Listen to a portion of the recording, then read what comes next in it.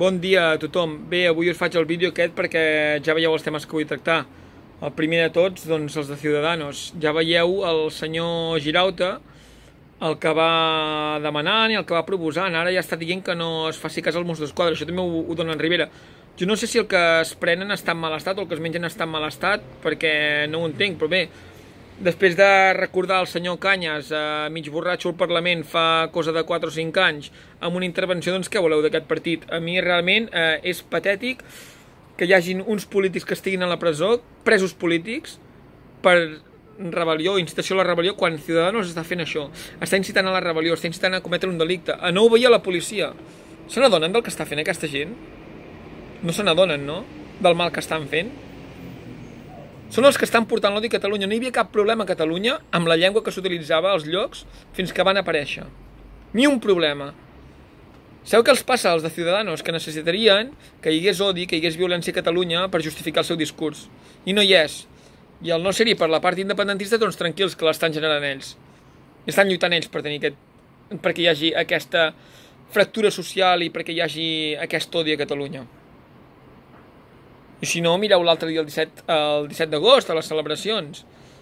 Arrencant pancartes de les mans de la gent i tirant-les al terra, aquells que feien dir les fuerzas de l'orden constitucionalista, perquè deien que volien salvar la llibertat per dignitat de les persones mortes. Però de què van? De què van? I el conseller Buch, jo no entenc per què no està fent res amb els Mossos, quan aquell dia van haver-hi agressions a la comitiva presidencial. Hi van haver-hi agressions a la comitiva presidencial, els van escopir. I aquí ningú fa res, i els Mossos no fan res. Ostres! I per surten els Mossos per la Constitució dient que poden anar traient els llaços grocs. Els Mossos per la Constitució diuen que poden anar a la nit. O sigui, hi ha unes persones que et venen de nit pel carrer, amb la cara tapada, amb objectes punxants. Aquesta gent realment se'ls ha de permetre? Al final no distingirem entre una persona que va retirar llaços d'un terrorista. O com us penseu que entren els lladres a les cases? O a les botigues a atracar-los? A cara destapada i sense cap arma? Doncs la diferència, en un primer moment, entre aquesta gent, i entre els lladres i entre els que van arrencar llaços, és nul·la. Després, per no parlar, canviant de tema, el senyor Llarena. El senyor Llarena, si està tan convençut del que ha fet i ho ha fet tan bé, i que el que són decisions totalment judicials, imparcials, i no té res de política, que se'n vagi a Bèlgica a donar la cara. Això sí, i que es pagui l'advocat ell mateix. No li han de per què pagar a tothom, el seu advocat.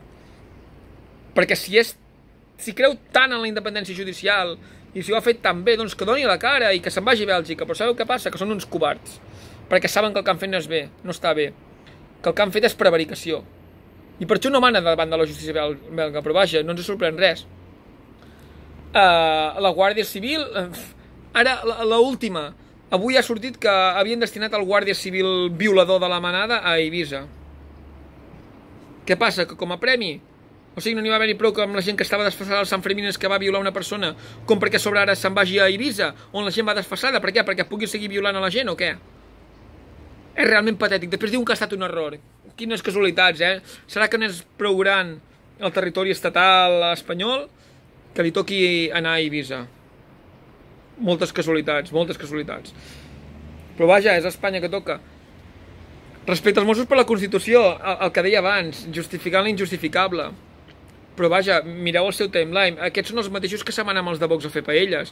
Són els mateixos que se'n van amb els de Ciudadanos a fer àpats i etc. Doncs, què en voleu esperar d'aquesta gent? Si tan malament estan, passarà-la ja i segur que a Huelva necessiten gent. O necessiten gent a Almeria, o necessiten gent a Vigo, o necessiten gent a Santander, o a Àvila, o necessiten gent a Ceuta o a Melilla. Però que marxin, si estan malament a Catalunya, que toquin el 2. I que no embrutin el cos dels Mossos d'Esquadra i el seu nom. Que em sembla vergonyós. Marxeu, demaneu la passarel·la i toqueu el 2. En fi, patètic. Aquesta tardor segurament vindrà mogudeta, ja ho sabreu. Decisions polítiques, i no només això, les judicials, la persecució que hi haurà contra els presos polítics, que les sentències... Quan a Alemanya i els altres països d'Europa els han dit que no poden jutjar per rebel·lió, tranquils, que veureu com aquí ho segueixen fent igualment.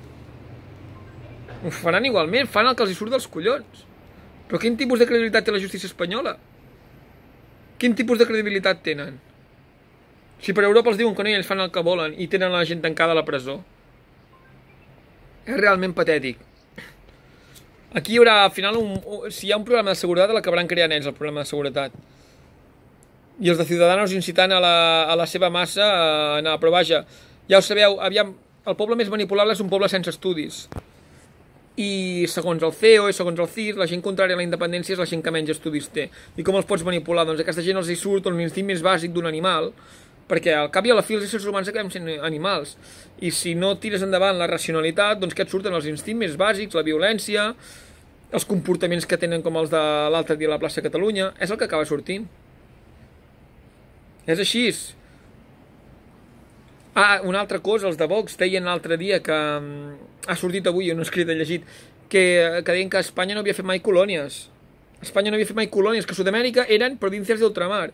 És a dir, la justificació que han donat perquè tota la vida, perquè Amèrica poguessin ser independents i repúbliques o països lliures fora de l'estat espanyol i que ho haguessin pogut ser en el seu moment, era que eren colònies i que Catalunya no ho era.